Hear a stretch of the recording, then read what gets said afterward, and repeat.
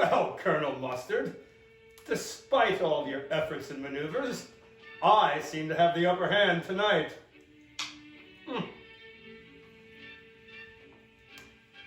Oh, hi all you cool cats and kittens. Thank you for coming in tonight. I see you've dropped by my special chess party with my friend, Colonel Mustard. Just a second, Colonel.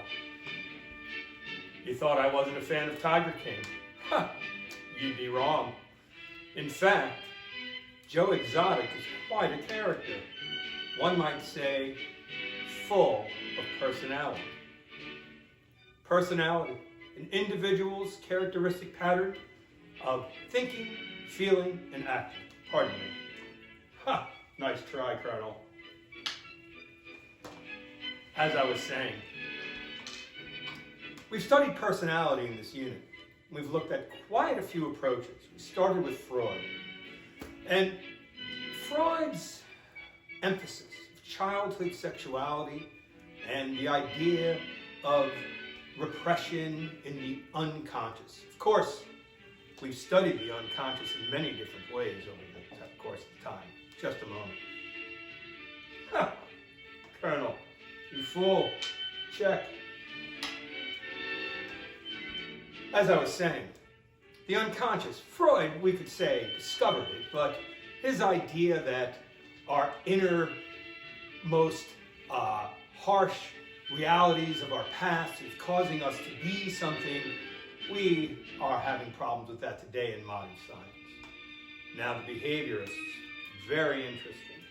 If you recall, in the beginning of our course, we learned about Watson and how he was able to manipulate baby Albert by banging a metal beam behind his head and conditioned baby Albert into being afraid of furry objects. Now, could we say that baby Albert then, his personality was that he feared objects? Hardly, I would say that he was conditioned to fear. And Skinner and his operant conditioning. Why, the Skinner box could cause a rat to learn all kinds of characteristics that we may call personality. Just a moment. I see your treachery knows no bounds.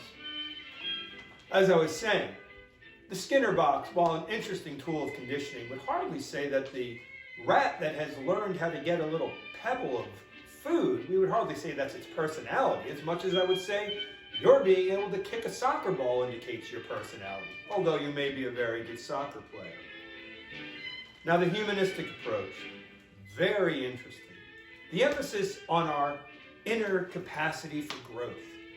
I seem to feel a strong inclination, just a minute, a strong inclination towards these humanists. Why? The idea of self-actualization. Excuse me. Winthorpe! Yes?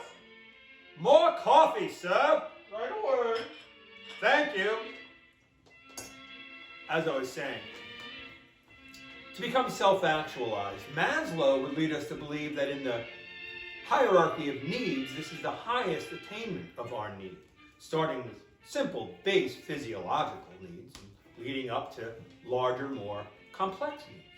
Of course, in modern science, modern humanists, there are those that believe that self-transcendence is a higher plateau.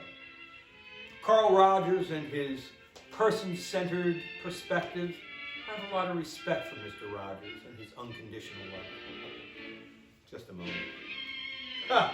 I have you running now, Colonel, or should I say, Lieutenant. At any rate, our search for what a personality is continued, and we've learned a lot about traits, and personality inventory, very helpful in us understanding people. Why the conscientiousness, agreeableness, neuroticism, openness, extroversion, canoe, seems to explain a lot about different combinations of people's personalities. At any rate, we shall continue in our search of personality and what composes it. And in our last module, you will learn about the social cognitive approach. Socially, the world happens on us. Cognitive, the world is in us. The interplay of the external and the internal. Why, perhaps we shall learn more of the self and what that means. Ha! Colonel Mustard. Checkmate. Well, all you cool cats and kittens, it's been a lot of fun. I appreciate you crashing our chess party tonight. As you continue in your reading, please continue to submit via Schoology. You will note that on Schoology, I have created a Google Meet for Monday at noon. Thanks for tuning in. Have a great night. Winthorpe!